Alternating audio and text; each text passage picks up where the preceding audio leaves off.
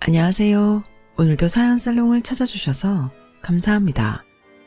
지옥 문 앞에서 유턴해 꽃길을 걷게 된 30대 여성입니다. 마음에 틈이 생기면 상대를 쉽게 믿게 되잖아요.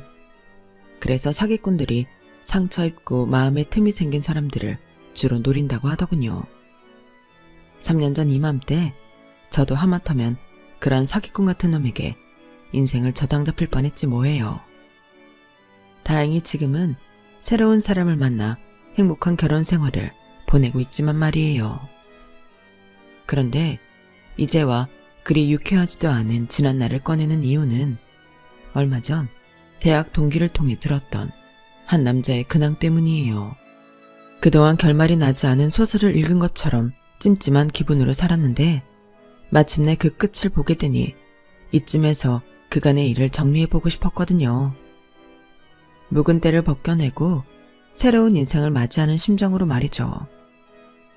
저는 한부모 가정에서 자랐어요. 태어나던 순간부터 저에게는 아빠가 없었어요. 저에게는 엄마가 유일한 부모였거든요.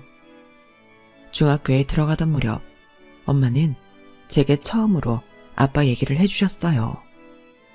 이전까지는 엄마도 저도 딱히 아빠에 대해 얘기를 꺼낸 적이 없었어요.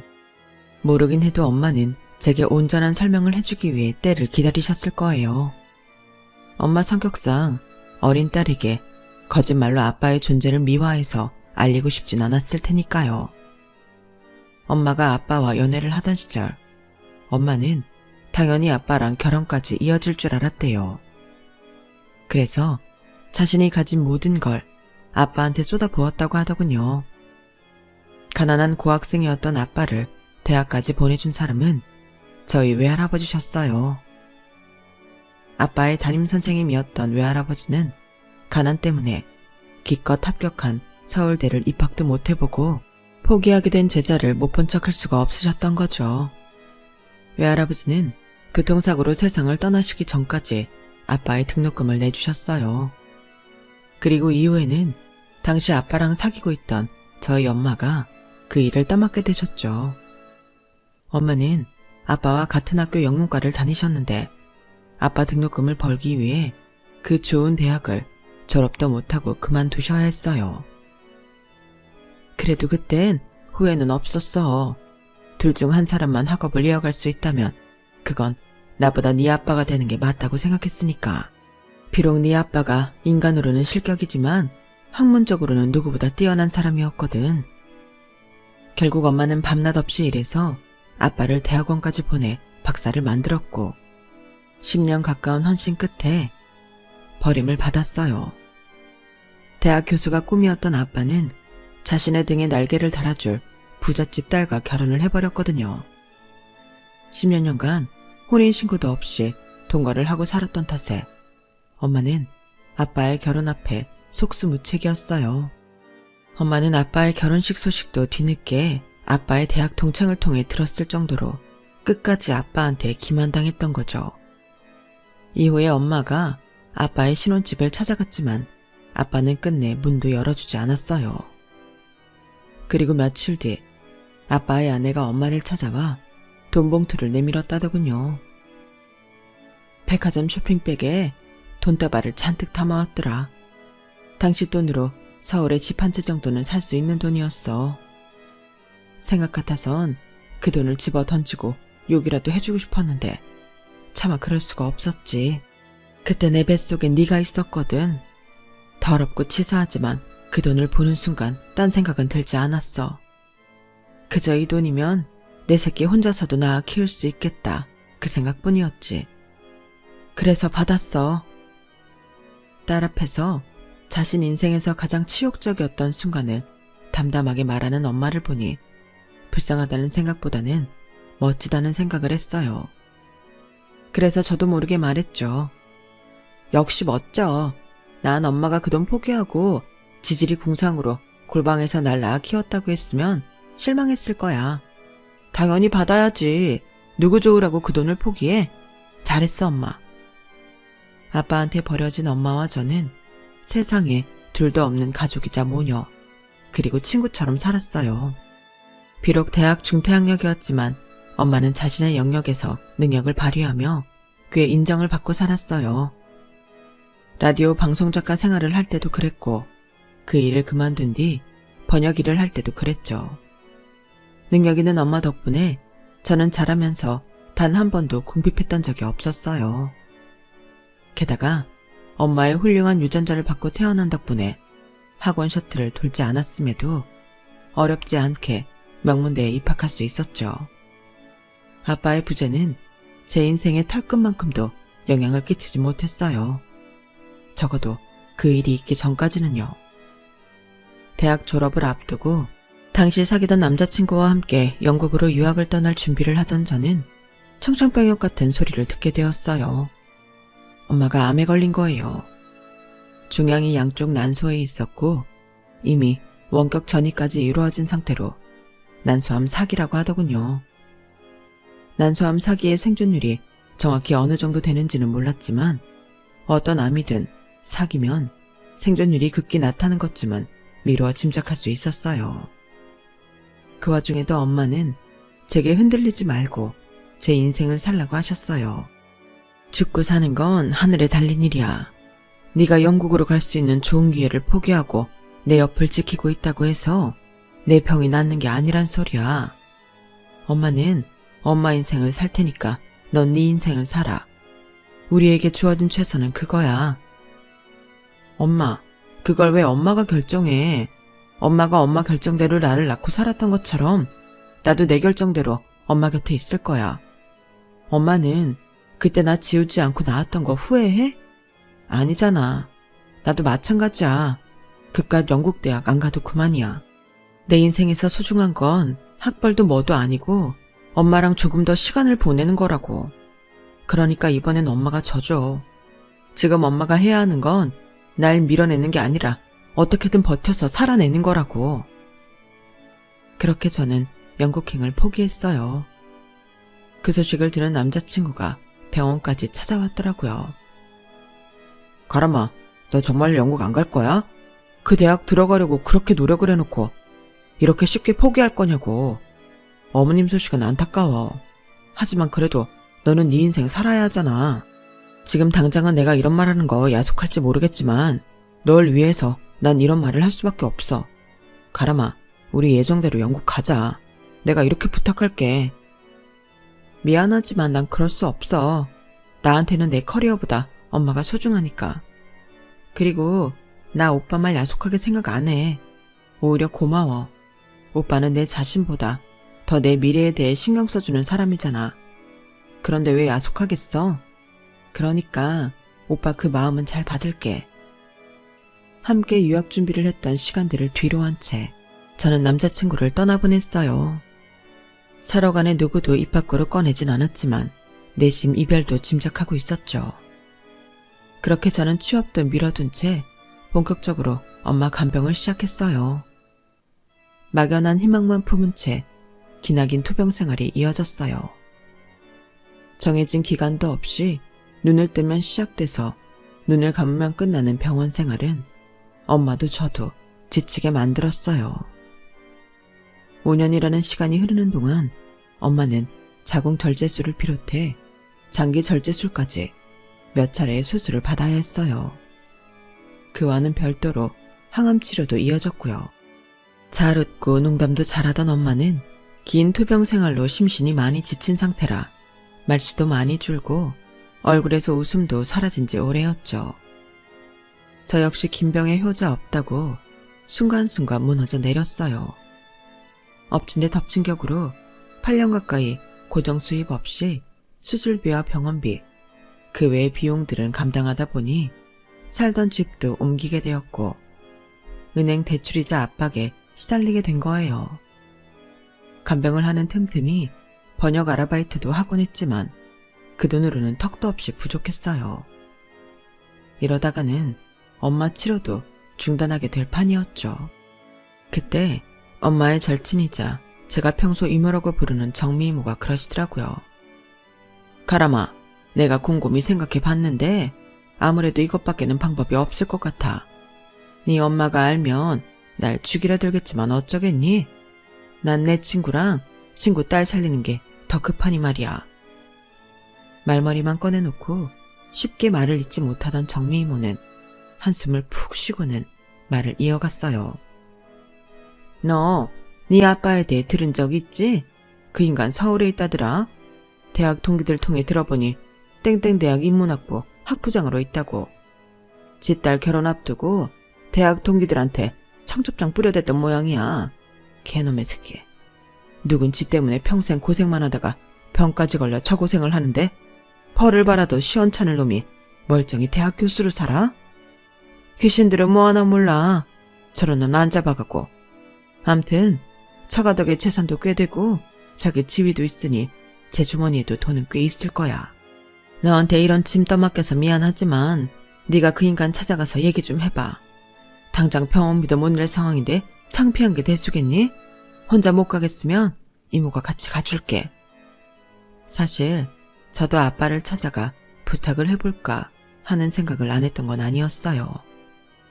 사람이 빚에 쪼들리고 궁지에 몰리다 보니 자존심도 사치처럼 느껴질 정도였으니까요.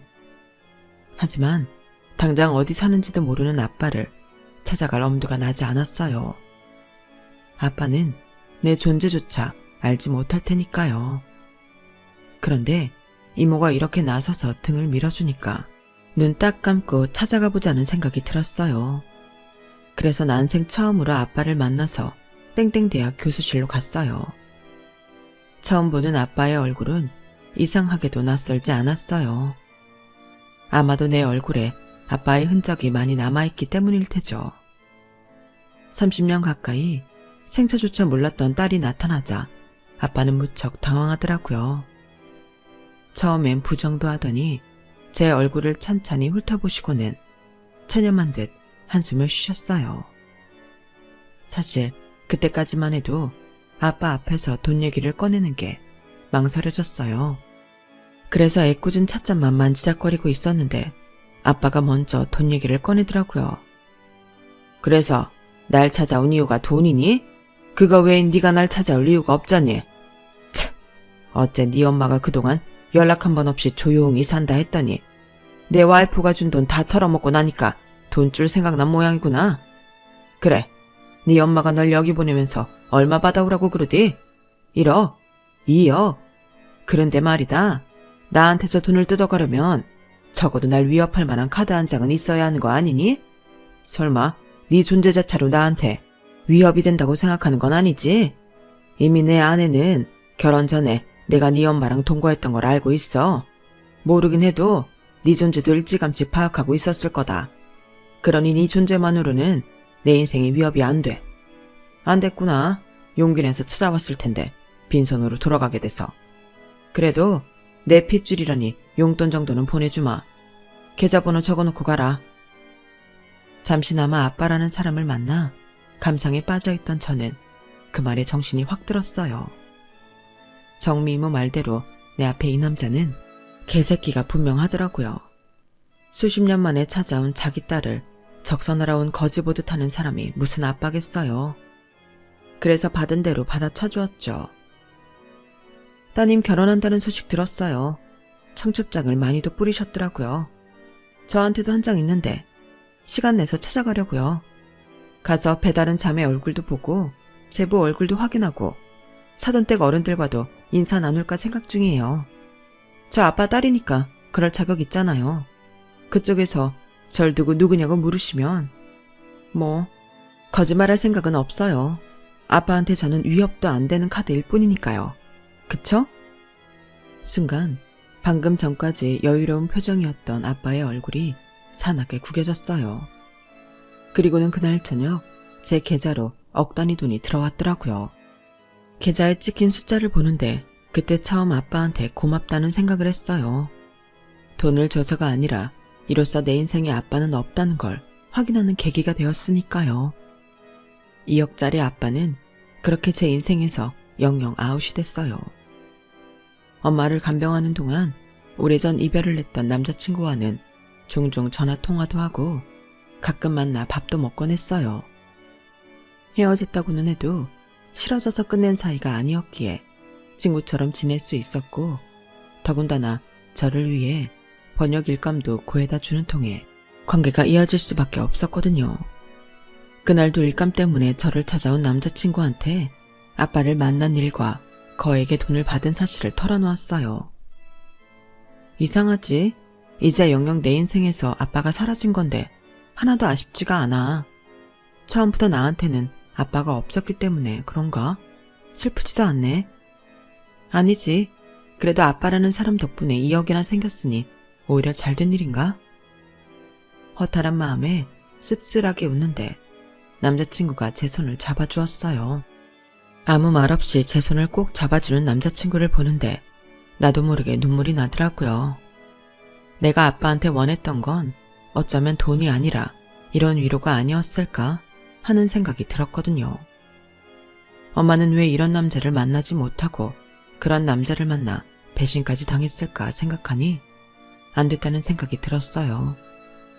그러면서 한편으론 지금 내 손을 잡고 있는 이 남자가 신기하게 느껴졌어요. 세상에 나 말고도 여자는 많은데 왜 내 곁에 남아있는 걸까 하고요. 어쩌면 일찌감치 연인 사이를 끝냈기 때문에 관계가 길게 이어졌던 건지도 모르겠다 싶었죠. 남자친구는 저를 볼 때마다 안타까워 어쩔 줄 몰라 하는 것 같았어요. 한때 함께 미래를 설계했던 사이에서 지금은 너무도 다른 길을 가고 있는 게 못내 아쉬운지 미련 가득한 눈빛으로 돌아서곤 하더군요. 남자친구를 만나고 올 때마다 그런 생각이 들었어요. 아빠라는 사람조차 모질게도 나를 끊어냈는데 따지고 보면 나와 아무 상관없는 이 남자는 도대체 왜 나한테 이렇게 잘해주는 걸까?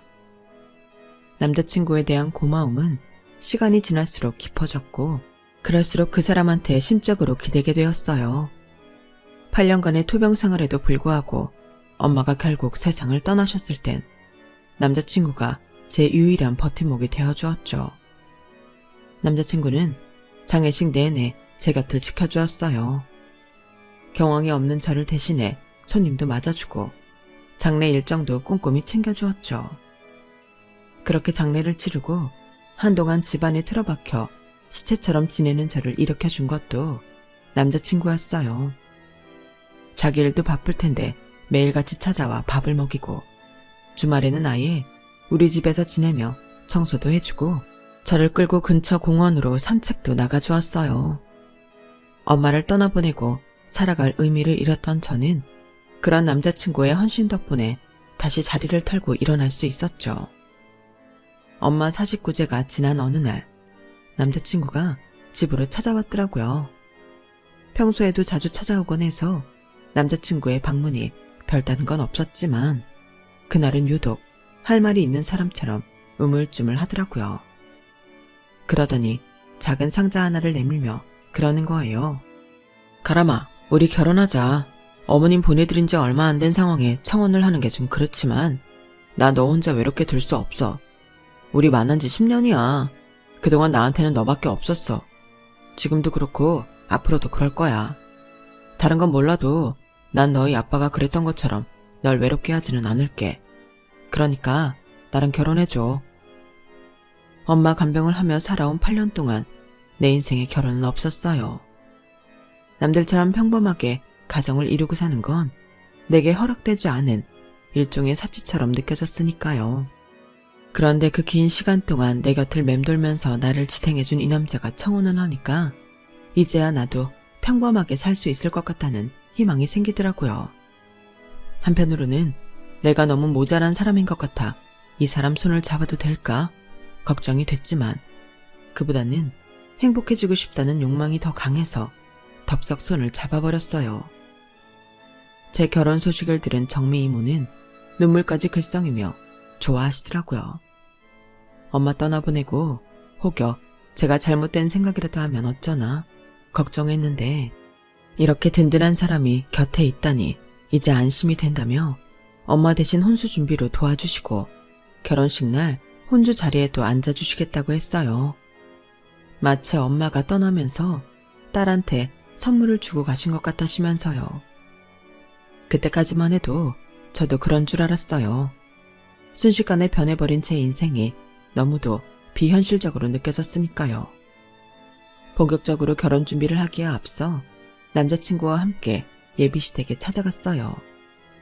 결혼이 당사자인 우리 둘만 좋다고 할 수 있는 게 아니니까요. 이미 남자친구를 통해서 제 사정을 전해들으신 예비 시부모님은 그동안 고생 많았다며 따뜻하게 저를 맞아주셨어요. 그동안 세상에 엄마와 나 단 둘밖에 없는 것처럼 알고 살았던 저로서는 예비 시부모님의 환대가 그렇게 고마울 수가 없더라고요. 아버님께서는 제가 모친상을 당한 지 얼마 안 됐는데 바로 결혼식을 하는 건 도리가 아닌 것 같다며 1년 정도 시간을 두고 식을 올리는 게 좋겠다고 하셨어요. 저도 당장 결혼식을 올리기보다는 취직이 급했기 때문에 다행이다 생각했어요. 대학을 졸업한 지도 8년이 지난 상황이라 취업이 쉽지는 않았어요. 그동안 쌓은 경력이라곤 간병일과 아르바이트로 했던 번역일 정도였으니까요. 정식 간병인이 될 생각이 아니라면 제가 택할 수 있는 일은 번역일 뿐이었어요. 그래서 출판에 입사 지원을 했는데 나이에도 불구하고 운 좋게 합격할 수 있었죠. 30이 넘은 나이에 신입 딱지를 달고 회사 생활을 하려니 이래저래 눈치 보이는 일이 한두 가지가 아니더라고요. 제 사수만 해도 저보다 4살이나 어린 친구라서 저를 대하는 걸 불편해했어요. 저와 함께 입사한 신입들도 나이 많은 저를 불편해하기 마찬가지였죠. 그래서 본의 아니게 회사 내에서 외톨이 생활을 하게 되었어요. 그러던 중에 한동안 외국에 나가 있던 분이 새로운 팀장님으로 오게 되었는데 뜻밖에도 그분이 저희 엄마를 알고 계시더라고요. 내가 전에 있던 출판사에서 가입사했을 때 맡았던 외국소설 번역가가 가람씨 어머님이었어요. 문장도 좋으시고 무엇보다 사측 의도를 잘 파악하고 계셔서 제가 도움을 많이 받았었죠. 몸이 안 좋으시다는 소식은 들었는데 내가 외국에 나가 있느라 소식이 끊겨서 부고는 듣지 못했어요. 알고 보니 엄마가 마지막으로 번역했던 작품 담당이 팀장님이셨더라고요. 신기하네요. 함께 일했던 분 따님이랑 직장 동료로 만나게 되다니. 힘든 일 있으면 언제든 말해요. 가람씨 어머님께 도움 받았던 것도 있고 내가 은혜를 모르는 척하는 인간은 아니거든요. 엄마와의 인연 덕분에 팀장님은 사내 외톨이였던 제게 많은 도움을 주셨어요. 게다가 일적으로도 실력이 좋은 분이라서 많이 배울 수도 있었고요. 그렇게 조금씩 회사에도 적응을 해나가기 시작했고 남자친구와 연애도 무탈하게 진행되었어요. 그러던 어느 날이었죠. 오랜만에 대학 동기들을 만나 술자리를 갖게 되었는데 동기 녀석 중 하나가 제 남자친구 얘기를 하는 거예요. 아직 미처 동기들 앞에서 우리가 다시 만나고 있다는 말을 하지 않은 탓에 가시방석에 앉은 것 마냥 불편하게 그 얘기를 듣고 있었죠. 니들 그 소식 들었냐? 지은 선배 곧 결혼할 건가 봐. 영국 유학 가서 사귀던 여자랑? 동기들은 제가 선배랑 사귄 걸 모르고 있어서 저는 별 말 없이 얘기를 듣고 있었어요. 그 여자랑은 끝난 지 오래됐지. 그 선배가 연애사가 좀 화려하냐? 내가 아는 것만 해도 제대하고 복학해서 만났던 여자만 한둘이 아니야. 유학 가서 사귄 여자가 셋인가? 외국인도 있었잖아. 니들도 알다시피 몇 달 전에 파혼도 했었고 말이야. 그것도 여자 문제였지 아마? 야, 어떤 여자가 그 선배랑 결혼한지 몰라도 그 선배 연애사 알면 절대 결혼할 생각 못할 거다. 그 선배가 문어발 연애로 유명하잖아. 동기 말을 들으니 갑자기 머릿속이 복잡해지더라고요. 물론 8년이라는 시간 동안 여자친구 한 번 안 사귀고 저를 기다렸을 거라고는 생각 안 했어요. 그래도 동기 말처럼 그렇게 난잡하게 살아왔는지는 몰랐어요. 게다가 몇 달 전에 여자 문제로 파혼까지 했다는 건 더더욱이요. 혹시 나 때문이 아닌가 걱정이 됐거든요. 선배랑 정식으로 사귀기 시작한 게 그쯤이니까요. 지훈 선배가 여자 문제 때문에 파혼까지 당했어? 어떤 문제였는데? 쿵쾅거리는 심장을 애써 달래며 동기한테 물었어요. 그랬더니 정확히는 여자랑 돈 문제였어. 사귀던 여자한테 돈을 많이 빌려 썼던 모양이야. 그 놈이 주식하다가 돈을 좀 많이 물렸거든. 그래놓고 몰래 선봐서 돈 많은 집 여자랑 낼름 결혼하려고 하니까 사귀던 여자가 빡친 거지. 선본 여자랑 데이트하는데 쫓아가서 뒤집어 엎었대. 그 일로 결혼은 쪽나고 사귀던 여자한테 돈 갚아주느라 여기저기서 빚도 깨졌을걸? 그 난리를 친 게 얼마나 됐다고 결혼한다고 그러는 거 보면 돈이 꽤 있는 여자 물은 모양이야. 순간 손끝이 바르르 떨렸어요. 내가 아는 선배가 아닌 것 같았거든요. 거기다 하는 행동이 마치 저희 아빠가 엄마한테 한 행동과 너무 비슷해서 덜컥 겁이 나더라고요. 딸은 엄마 팔자 닮는다는 말이 불현듯 떠올랐거든요. 그날 이후 한동안 동기한테 들은 말이 머릿속에서 떠나지 않았어요. 이 남자가 왜 나랑 결혼하겠다고 한 걸까? 혹시 지금 나 이외에 다른 사람을 만나고 있는 걸까? 끝도 없이 이어지는 의문에 일도 제대로 손에 잡히지 않더라고요. 그래서 회사에서 안 하던 실수까지 하고 말았죠. 이제 조금 회사 사람들과 가까워졌나 싶은 상황에 어이없는 실수를 벌이자 팀장님이 따로 호출을 하셨어요.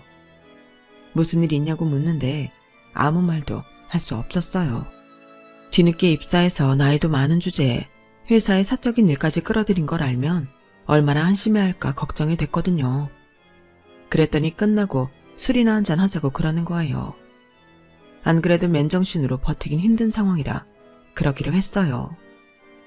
술이 한 잔 들어가서 그런가 팀장님이 편하게 대해주셔서 그런가 마음이 많이 느슨해지더라고요. 왜? 남자친구가 속이라도 썩여요? 그런 거라면 말해요. 내가 연애 상담 해줄 테니까.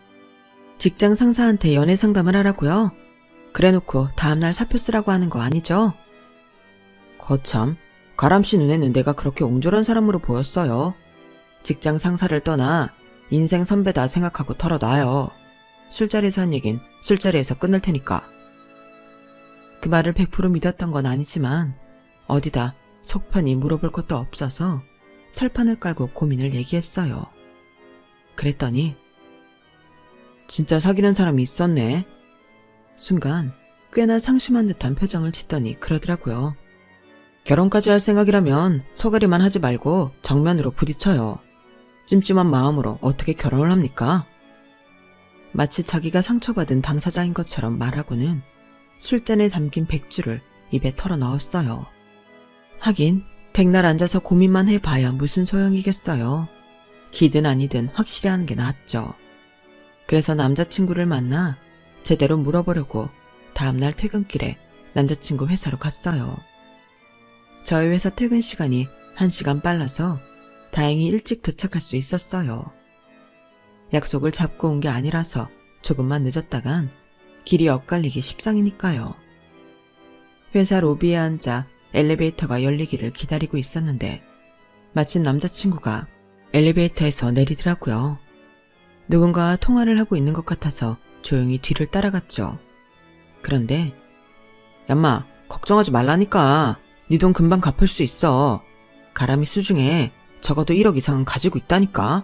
확실해. 걔네 아빠한테 받은 돈이 2억인데 아무리 병원비 밀린 건 내고 했다 쳐도 1억 넘게 썼겠어.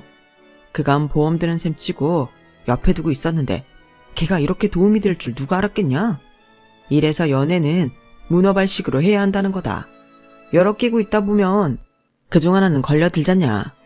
사실 사람만 두고 봤을 땐 내 어장에 있던 애들 중에 가람이가 제일 낫지. 얼굴도 예쁘고 똑똑하고 사귈 때도 나한테 좀 잘했냐. 다만 흠이라면 병든 걔 엄마였는데 그것도 알아서 죽어줬으니 얼마나 땡큐야. 걔 엄마 죽기 전이었는데 가람이가 그러는 거야. 지 아빠한테 2억 받았다고. 아, 그때 잠깐 고민했잖냐. 얘 꼬셔서 결혼할까? 했지. 근데 아무리 돈이 좋다지만 병든 장모까지는 안 되겠더라고. 근데 이렇게 적절히 죽어줄 줄 누가 알았겠어. 하늘이 날 도운 거지. 암튼 조만간 네 돈은 갚아줄 테니까 회사로 전화 좀 하지 마, 새끼야. 내 엄마의 죽음을 킬킬거리며 즐기는 남자친구를 보니 피가 거꾸로 솟았어요. 게다가 나랑 결혼하자고 하는 것도 돈을 뺏기 위함이란 사실에 치가 떨리더라고요. 이런 놈을 그동안 믿고 의지했던 걸 생각하니 목구멍이 꽉 막히는 것처럼 숨이 차올랐어요. 엄마도 나도 인생이 뭐 이렇게 개떡 같나 싶어서 눈물만 나더라고요. 그 일이 있고 며칠간 남자친구한테 걸려오는 연락을 피했어요. 그리곤 마음의 준비가 되자마자 만나서 헤어지자는 말을 했어요. 그랬더니 길길이 날뛰더라고요. 넌 결혼이 장난이니? 아니, 겉보다 갑자기 왜 이러는 거야? 내가 너한테 잘못한 거라도 있어? 알잖아. 나한텐 여자는 너뿐이라는 거. 근데 네가 나한테 이러면 안 되지. 너 지금 이러는 거 여자들이 결혼 전에 흔히 겪는 메리지 블루야. 이 고비 잘 넘기면 괜찮아. 날 믿고 버텨보자. 널 믿으라고? 세상에 믿을 게 없어서 널 믿으라고? 널 믿느니 차라리 사기 전값은 말을 믿겠다. 너 나랑 결혼하자는 거 내 돈 때문이잖아. 병 걸린 장모 모시기 싫어서 결혼하잔 말 안 하다가 우리 엄마 죽자마자 청혼한 거 누가 모를 줄 알아? 너한테 여자는 나뿐이었다고? 그럼 그동안 네가 만난 사람들은 다 남자였니? 말해봐 이 자식아. 제가 팩트 폭격을 하자 남자친구는 놀랐는지 잠시 멍한 표정이었어요. 너 그거 누구한테 들었어? 아니 누구한테 들었건 말건 그거 다 거짓말이야. 절대 믿으면 안 돼. 너랑 나 갈라놓으려고 수쓰는 거라고. 그런 사기꾼 같은 놈 말은 믿으면서 정작 내 말은 안 믿는 게 말이 되니? 너 정말 왜 이래? 사기꾼? 네 입에서 맞는 말도 나오는구나. 나 며칠 전에 니네 회사 갔었어. 오늘 내가 한 말은 그날 네가 전화 통화하면서 했던 말이라고. 그러니까 구질구질하게 굴지 말고 여기서 끝내. 다시는 내 앞에 나타나지 말란 말이야. 그렇게 헤어지고도 남자친구는 저희 집 앞이며 제 직장까지 찾아와 끈질기게 달라붙었어요. 제 상황을 아는 팀장님이 나서서 도와주지 않았다면 쉽게 끊어낼 수 없었을 거예요. 이후로 3년이 지났고 현재 저는 당시 팀장님과 결혼해 결혼 1주년을 맞았어요. 처음 회사에서 만났던 날부터 제게 관심을 가졌던 남편은 제가 남자친구와 헤어지는 과정에 도움을 주면서 많이 가까워지게 됐고 결국 결혼까지 하게 되었죠. 엄마 팔자를 닮아 제대로 된 남자를 못 만날 거라 생각했는데 엄마가 이어준 인연 덕분에 멋진 남자를 만나게 된 셈이죠. 아, 그리고 얼마 전에 동창을 통해 들은 얘긴데요. 돈 때문에 저랑 결혼을 하려고 했던 전 남자친구 말이에요. 인생이 아주 망가져 버렸더라고요. 그렇게 저랑 끝나자 동거할 길이 막막했는지 글쎄 저희 아빠를 찾아갔던 모양이에요. 저랑 부녀지간인 거 폭로하겠다고 협박을 하며 돈을 뜯어내려다 오히려 고소를 당해 벌금형을 받았다고 하더라고요. 그렇게 끝났으면 돈만 잃고 끝났을 일이지만 나쁜 놈 위에 나쁜 놈 있다고 끝내 진흙탕 싸움을 시작한 거예요. 저희 아빠가 우리 모녀를 버린 사실을 학교 홈피 게시판에 올렸다가 개싸움이 나고 만 거죠. 아빠도 제 전 남자친구의 범죄 행각을 회사 게시판에 폭로했거든요.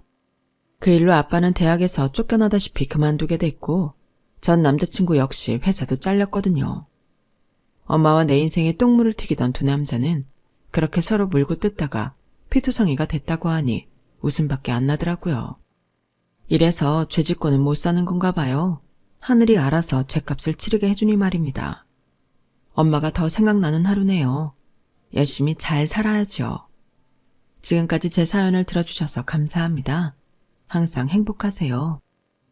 여러분, 사연 댓글에 응원과 현명한 조언 부탁드려요. 좋아요와 구독은 저에게 큰 힘이 됩니다. 오늘도 좋은 일 가득하세요.